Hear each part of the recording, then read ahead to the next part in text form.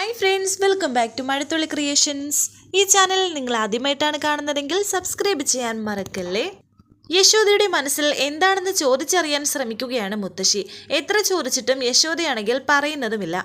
രാധിക എന്തെങ്കിലും ഒരു വലിയ തെറ്റ് ചെയ്തിട്ടുണ്ടാകണം, അല്ലെങ്കിൽ നിനക്ക് അവളോട് ഇത്രയ്ക്ക് ദേഷ്യം വരാൻ എന്താണ് കാരണം എനിക്ക് ഇങ്ങനെ ചോദിക്കുകയാണ് മുത്തശ്ശി. എൻ്റെ മനസ്സിൽ എന്തൊക്കെയോ ഒരു ടെൻഷനും പിന്നെ എനിക്ക് ക്ഷീണമൊക്കെ ഉണ്ടായിരുന്നു, അതുകൊണ്ടാണ് ഇങ്ങനെയൊക്കെ കാണിച്ചത്, അല്ലാതെ എനിക്ക് അവളോട് ദേഷ്യമൊന്നും ഇല്ല എന്ന് യശോദ പറഞ്ഞ് മുത്തശ്ശിയെ വിശ്വസിപ്പിക്കാൻ ശ്രമിക്കുന്നുണ്ടെങ്കിലും മുത്തശ്ശി അത് വിശ്വസിക്കുന്നില്ല. നിന്റെ മനസ്സിൽ മാത്രമുള്ള കാര്യം എന്താണെന്നാണ് ഞാൻ ചോദിച്ചത്. കല്യാണ മണ്ഡപത്തിൽ വെച്ചുള്ള കാര്യമാണെങ്കിൽ അത് ഞാനും നീയും ഒരുപോലെ അറിഞ്ഞതാണ്. പിന്നെ വരുൺ അവളെ തിരിച്ചറിഞ്ഞതാണെങ്കിൽ അത് വിട്ടുകള. അവൻ ഇനി അടുത്ത തവണ വരുമ്പോൾ കാണണ്ടാന്ന് നമ്മൾ തീരുമാനിച്ചാൽ പോരെ. രായ്ക്ക് രാമാനം തല്ലി ഓടിച്ചാൽ പോരെ. നമ്മുടെ മോളുടെ ജീവിതം സുരക്ഷിതമാകില്ലേ എന്ന് മുത്തശ്ശി പറയുമ്പോൾ യശോദ പറയുന്നുണ്ട്, അമ്മയ്ക്ക് അറിയാവുന്ന പരിഹാരം ഇതൊക്കെയല്ലേ. നമ്മളെപ്പോലെ തന്നെ ബാക്കിയുള്ളവരും മനുഷ്യരാമേ. അങ്ങനെ ചിന്തിച്ചാൽ ഇത് കേട്ട് മുത്തശ്ശി പറയുന്നു, എനിക്ക് മനസ്സിലായി നിന്റെ രാധിക മോളെ ഞാനെന്ന് പറയാൻ പാടില്ലല്ലേ, പക്ഷേ അവളെ കൊണ്ട് നീ നീറി നീറി ചാവുകയും ചെയ്യും. എന്തായാലും ഒരു കാര്യത്തിൽ എനിക്ക് സന്തോഷമുണ്ട്, എല്ലാ കാലത്തും അവളെ എൻ്റെ മുന്നിൽ ന്യായീകരിക്കുന്നത് നിനക്ക് വലിയ താല്പര്യമായിരുന്നല്ലോ, ഇനിയിപ്പോൾ അതില്ലല്ലോ. അങ്ങനെയൊരു സമാധാനം യശോദയെ പണ്ടേ ആൾക്കാർ പറഞ്ഞിട്ടുണ്ട്. സ്വന്തം കുഞ്ഞിനെ പോലെ മറ്റുള്ള കുഞ്ഞുങ്ങൾ അമ്മയുടെ മനസ്സിൽ വരില്ല എന്ന്. അങ്ങനെ അല്ല എന്ന് പറഞ്ഞ് അഭിനയിക്കാൻ സാധിക്കും, പക്ഷേ യാഥാർത്ഥ്യം അതൊന്നുമല്ല. എന്നോട് സംസാരിച്ച് നീ ബുദ്ധിമുട്ടണ്ട, നീ കിടന്നോളൂ എന്ന് പറഞ്ഞിട്ട് മുത്തശ്ശി അവിടെ നിന്ന് എണീറ്റ് പോകുമ്പോൾ യശോദ കരഞ്ഞുകൊണ്ട് തന്നെ വളരെ സങ്കടത്തോടെ ഇരിക്കുന്നു. ശേഷം കാണിക്കുന്നത് വരുണിന്റെ മുത്തശ്ശിക്ക് കാലിന് എന്തോ ഒന്ന് പറ്റിയിട്ടുണ്ട്. പത്മിനി മുത്തശ്ശിയുടെ കാല് തിരുമ്മി കൊടുക്കുന്നു. കൽപ്പനയും ഉർവശിയും അവിടേക്ക് വരുന്നു. അയ്യോ, എന്ത് പറ്റി അമ്മയ്ക്ക്? ഇത് രോഗത്തിനുള്ളതല്ല, ഇടയ്ക്കിടയ്ക്ക് അമ്മ ഇടാറുള്ളതാണെന്ന് പത്മിനി പറയുന്നുണ്ട്. അവൾക്ക് അതിനെവിടെയാ നേരം? കണിമംഗലത്തെ എന്തെങ്കിലും കാര്യങ്ങൾ അവൾ അറിയുന്നുണ്ടോ എന്നൊക്കെ മുത്തശ്ശി പറയുമ്പോൾ ഉർവശി പറയുന്നു, അമ്മ അങ്ങനൊന്നും പറയണ്ട, അമ്മയുടെ കാര്യം എന്തെങ്കിലും നോക്കാൻ എന്നെ അനുവദിച്ചിട്ടുണ്ടോ? ഇല്ലല്ലോ. എന്തെങ്കിലും ചോദിച്ച് വന്നാ പറയും, അതൊക്കെ പത്മിനി നോക്കിക്കോളും, നീ അതിലൊന്നും ഇടപെടണ്ട എന്ന്. അങ്ങനെ അമ്മയുടെ കാര്യത്തിൽ ചൊല്ലി അങ്ങോട്ടും ഇങ്ങോട്ടും സംസാരമാകുന്നുണ്ട്. ഇതിനിടയിൽ കൽപ്പന പറയുന്നുണ്ട്, അമ്മേ, ഞാൻ വേറൊരു കാര്യം ചോദിക്കാനാ വന്നത്. എന്നെ വീട്ടിൽ നിന്ന് വിളിച്ചിരുന്നു, വരുണും പ്രിയങ്കയും എന്നാണ് അങ്ങോട്ട് വിരുന്നിന് ചെല്ലുന്നത് എന്ന് ചോദിച്ചു.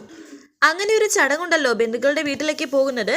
ഇത് കേട്ട് ഉർവശി പറയുന്നുണ്ട്, അങ്ങനെ ഒരു ചടങ്ങുണ്ട്, പക്ഷേ വരുൺ അവളെ കൂട്ടി പോകുമെന്ന് എനിക്ക് തോന്നുന്നില്ല.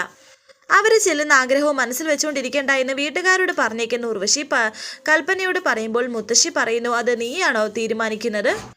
ഞാൻ മനസ്സിൽ തോന്നിയത് പറഞ്ഞു എന്നേ ഉള്ളൂ. ബന്ധുക്കളുടെ വീട്ടിലല്ലെങ്കിൽ പോകണ്ട. ഇപ്പോൾ കല്യാണം കഴിഞ്ഞ കുട്ടികളല്ലേ, അവരെ ഒന്നിച്ചൊന്ന് പുറത്തിറങ്ങിയിട്ടുണ്ടോ? തൊട്ടടുത്ത കടയിലേക്കെങ്കിലും എനിക്ക് ഉർവശി പറയുമ്പോൾ പത്മിനി പറയുന്നു, അത് പിന്നെ ഇവിടെ ഇപ്പോഴും പ്രശ്നങ്ങളല്ലേ എന്ന്. കൽപ്പന പറയുന്നു, അമ്മ അങ്ങനെ പറഞ്ഞ് ഈ പ്രശ്നത്തെ അവസാനിപ്പിക്കാൻ നോക്കണ്ട. അവർ തമ്മിൽ എന്തെങ്കിലും പ്രശ്നമുണ്ടെന്ന് ഞങ്ങൾ പറഞ്ഞാൽ നിങ്ങളത് വിശ്വസിക്കില്ല, പക്ഷെ അല്പം ബുദ്ധിയോടെ ചിന്തിച്ചാൽ അത് മനസ്സിലാകാവുന്നതേ ഉള്ളൂ.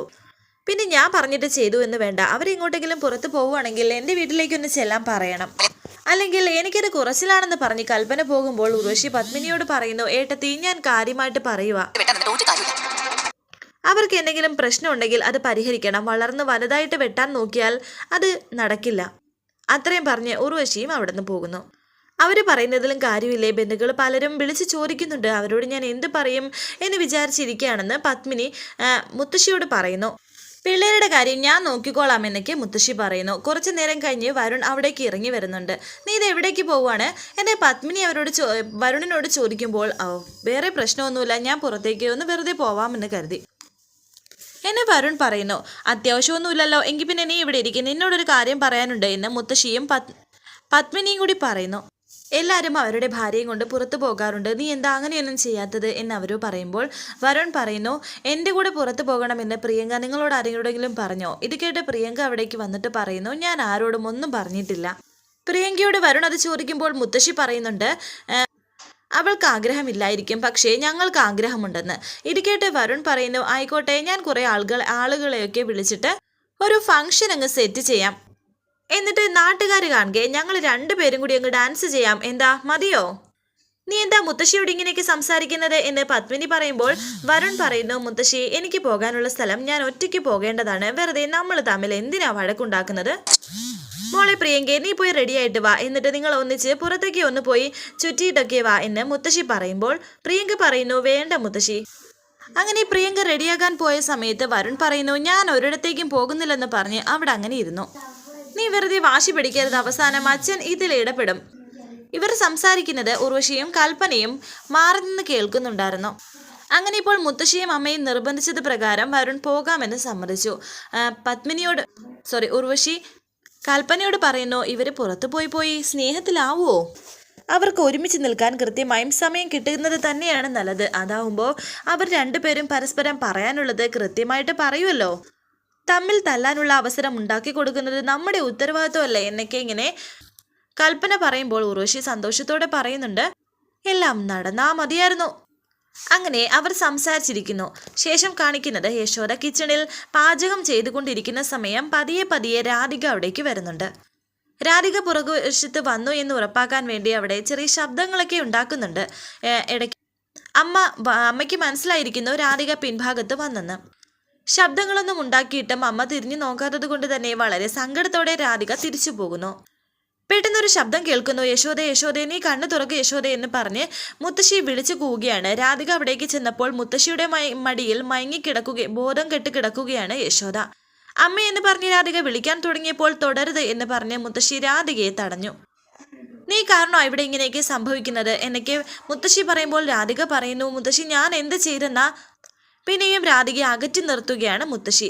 ആ സമയം യശോദ കണ്ണ് തുറക്കുന്നു. ഇതിപ്പോ കൂടെ ഉണ്ടല്ലോ, ഞാൻ പെട്ടെന്ന് ദേവനെ വിളിച്ചിവിടേക്ക് വരാം, ഉടൻ തന്നെ നിങ്ങൾ ഹോസ്പിറ്റലിലേക്ക് പോകണമെന്ന് മുത്തശ്ശി പറഞ്ഞു. ഹോസ്പിറ്റലിൽ പോകാൻ വേണ്ടി മുത്തശ്ശി നിർബന്ധിക്കുമ്പോൾ യശോദ പോകില്ല എന്നും എനിക്കൊരു കുഴപ്പമില്ല എന്നൊക്കെ പറയുന്നുണ്ട്. അമ്മ എന്താ അമ്മ ഈ പറയുന്നത് എന്ന് പറഞ്ഞ് രാധിക സംസാരിക്കുമ്പോൾ മുത്തശ്ശിയെ രാധികയെ വഴക്ക് പറയുന്നു. എടി നിന്നോടല്ലേ എടി പറഞ്ഞത് ഇവിടുന്ന് പോകാനെന്ന്. എന്നാൽ ഇപ്പോൾ മുത്തശ്ശിയോട് പോലും എതിർത്ത് സംസാരിക്കുകയാണ് രാധിക. കാരണം അമ്മ ഇങ്ങനെ പിണങ്ങിയിരിക്കുന്നത് രാധികയ്ക്ക് സഹിക്കാൻ പറ്റുന്നതല്ല. മുത്തശ്ശിയൊന്നും മിണ്ടാതിരിക്കുക, ഞാൻ എൻ്റെ അമ്മയോടല്ലേ സംസാരിക്കുന്നത് എന്ന് രാധിക പറഞ്ഞു. രാധിക എന്നിട്ട് യശോദയോട് പറയുന്നുണ്ട്, അത് വളരെ സങ്കടത്തോടെ പറയുന്നു, അമ്മയെ ഞാൻ വേണമെങ്കിൽ അമ്മയുടെ അടുത്തേക്ക് വരാതിരിക്കാം, അമ്മയോട് സംസാരിക്കാതിരിക്കാം, അതിനുവേണ്ടി അമ്മ ഇങ്ങനെ സ്വന്തം ശരീരം ഇങ്ങനെ നശിപ്പിക്കരുത്, സ്വന്തം അസുഖം കണ്ടില്ലെന്ന് നടിക്കരുത്. അമ്മ ഇപ്പോൾ എൻ്റെ കൂടെ ഹോസ്പിറ്റലിൽ വന്നില്ല എങ്കിൽ ഞാൻ ഇപ്പോൾ പൂജാമുറിയിൽ കൃഷ്ണന്റെ മുന്നിൽ തലയടിച്ച് മരിക്കും. ഞാൻ സത്യം അമ്മയെ പറയുന്നത്, അമ്മയും അച്ഛനും കൂടി ദാനം തന്ന ഈ ജീവിതം അങ്ങനെയെങ്കിലും ഒന്ന് ഉപകാരമാകട്ടെ.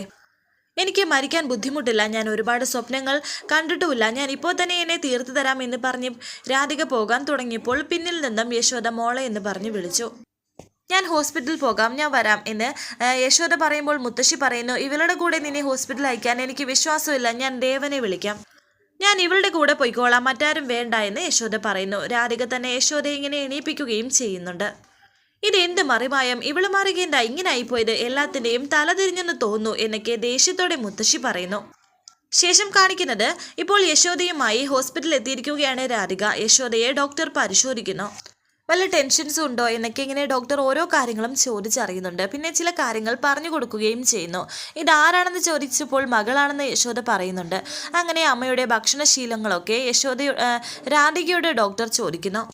ചില കാര്യങ്ങളൊക്കെ പറഞ്ഞിട്ട് ഡോക്ടർ അവിടെ നിന്ന് പോയ സമയം രാധിക യശോദയോട് ചോദിക്കുന്നു, അമ്മയ്ക്ക് ഇത്രയ്ക്ക് ടെൻഷനാകാൻ ഞാനാണോ കാരണം? അമ്മയ്ക്ക് ടെൻഷനാകുന്ന എന്ത് കാര്യമാണ് ഞാൻ ചെയ്തത് എന്ന് ചോദിക്കുമ്പോൾ യശോദ പറയുന്നുണ്ട്, അതൊന്നും ഇവിടെ വെച്ച് സംസാരിക്കേണ്ട കാര്യങ്ങളല്ല, നമുക്ക് പെട്ടെന്ന് പോകാമെന്ന് യശോദ പറയുന്നു. ഇതേ സമയത്ത് തന്നെയാണ് പ്രിയങ്കയും കൂട്ടി വരുൺ കാറിൽ ഇങ്ങനെ പോയിക്കൊണ്ടിരിക്കുന്നത്. പുറത്തേക്ക് പോകുവാണെന്നാണ് എല്ലാവരോടും പറഞ്ഞിരിക്കുന്നത്. പക്ഷേ എങ്ങോട്ട് പോകുമെന്ന് അറിയാതെ തന്നെയാണ് അവർ പോകുന്നത്. വരുൺ എന്താ ഒന്നും മിണ്ടാത്തത് എന്നിങ്ങനെ പ്രിയങ്ക ചോദിക്കുമ്പോൾ വരുൺ വീണ്ടും ഒന്നും മിണ്ടുന്നില്ല. എല്ലാവരും കൂടി നമ്മളെ കറങ്ങാൻ വിട്ടതാണ് എന്ന് പ്രിയങ്ക പറയുമ്പോൾ വരുൺ പറയുന്നു, കൊല്ലാൻ വിട്ടതാണ്, അങ്ങനെ പറയുന്നതായിരിക്കും ശരി. നിന്റെ കൂടെയുള്ള ഓരോ നിമിഷവും എനിക്ക് അങ്ങനെ തന്നെയാണ്. നമ്മൾ തമ്മിൽ മാന്യമായ ഒരു കണ്ടീഷൻ ഉണ്ടല്ലോ, അത് ഞാൻ തെറ്റിച്ചിട്ടില്ല, പിന്നെ എന്തിനാ എന്നോട് ഇങ്ങനെ കാണിക്കുന്നത്? അതോ മനസ്സിൽ മറ്റൊരു പെൺകുട്ടി ഉള്ളത് കൊണ്ടാണോ? അവളോട് സ്നേഹക്കൂടുതൽ കാണിക്കാൻ വേണ്ടി എന്നോട് ശത്രുത കാണിക്കണമല്ലോ എന്നൊക്കെ പ്രിയങ്ക പറയുമ്പോൾ വരുൺ പറയുന്നുണ്ട്, അതേ ഒന്ന് മിണ്ടാതിരിക്കാമോ എന്ന്. വീണ്ടും പ്രിയങ്ക ചോദിക്കുന്നു, അതെ നമ്മൾ എങ്ങോട്ടാ പോകുന്നത് എന്ന് ചോദിക്കുമ്പോൾ വരുൺ പറയുന്നു, നരകത്തിലേക്കെന്ന്. ദേഷ്യം വരുമ്പോൾ വരുണിനെ കാണാൻ നല്ല ഭംഗിയാണ്, പക്ഷേ എന്നെങ്കിലും ഒരിക്കൽ വരുണിന്റെ മനസ്സ് കീഴടക്കിയ പെൺകുട്ടിയെ ഞാൻ കണ്ടുപിടിക്കും, അവരെ ഞാൻ കണ്ടെത്തുകയും ചെയ്യും, എങ്കിലേ എൻ്റെ മനസ്സിലെ സംശയം തീരുമെന്ന് പറയുമ്പോൾ വരുൺ പറയുന്നു, എന്താണ് നിന്റെ മനസ്സിലെ സംശയമെന്ന്? അല്ല, എൻ്റെ ജീവിതത്തെക്കുറിച്ച് നീ സംശയിക്കേണ്ട കാര്യം എന്താ? വെറുതെ എന്നോട് സംസാരിക്കാൻ നിൽക്കരുത്, ഒന്നുമില്ലെങ്കിലും നിങ്ങൾ താലി കെട്ടിയ പെണ്ണാണ് ഞാൻ. ഇത് കേട്ട് വരുൺ പറയുന്നു, താലി കെട്ടിയോ? നിന്നെയോ? വിവാഹ മണ്ഡപത്തിൽ നടന്ന കാര്യങ്ങൾ നീ എന്താ മറന്നുപോയോ? എടി നീ ആരാടി? നീ എൻ്റെ അധികാരവും അവകാശവും പറഞ്ഞ് എന്നെ ചോദ്യം ചെയ്യാൻ വന്നാലുണ്ടല്ലോ, കൂടുതൽ എന്നെ ഭീഷണിപ്പെടുത്താൻ നിൽക്കേണ്ട. നിങ്ങളുടെ ജീവിതത്തിൽ നിന്ന് ഇറങ്ങില്ല എന്ന് ഞാൻ തീരുമാനിച്ചാൽ നിങ്ങൾക്കൊന്നും ചെയ്യാൻ സാധിക്കില്ലെന്ന് പ്രിയങ്ക പറഞ്ഞു. അപ്പോൾ കാര്യങ്ങൾ പ്രിയങ്ക വിചാരിച്ചിടത്ത് നടക്കും നിൽക്കും എന്ന് പറയുമ്പോൾ, ഇനി വാ തുറന്നാൽ നിന്നെ ഞാൻ ചവിട്ടിക്കൊല്ലും എന്ന് വരുൺ പറയുന്നു. എന്നാ എനിക്കതൊന്ന് കാണണമല്ലോ എന്ന് പ്രിയങ്കയും പറഞ്ഞു. വണ്ടി നിർത്താനാ പറഞ്ഞത് എന്നൊക്കെ പ്രിയങ്ക പറയുമ്പോൾ കുറച്ചുകൂടി സ്പീഡിൽ വണ്ടി ഓടിക്കുകയാണ് വരുൺ. വണ്ടി നിർത്താനല്ലേ പറഞ്ഞത് എന്ന് പറഞ്ഞ് പ്രിയങ്ക അവിടെ ഇരുന്ന് ബഹളം ഉണ്ടാക്കുകയാണ്. അങ്ങനെ രണ്ടുപേരും കൂടി ബഹളം ഉണ്ടാക്കി ഒടുവിൽ ഒരു മരത്തിൽ കൊണ്ടുപോയി ഇടിക്കുകയും വരുണിന് ചെറിയൊരു അപകടം പറ്റുകയും ചെയ്യുന്നു. മൂക്കിൽ കൂടിയൊക്കെ ബ്ലഡ് വരുന്നുണ്ട്. അതുകണ്ട് പ്രിയങ്ക ഭയക്കുന്നു. വരാനിരിക്കുന്ന പുതുപുത്തൻ എപ്പിസോഡുമായി വീണ്ടും കാണാം. Thank you for watching. Please subscribe, like, share my channel.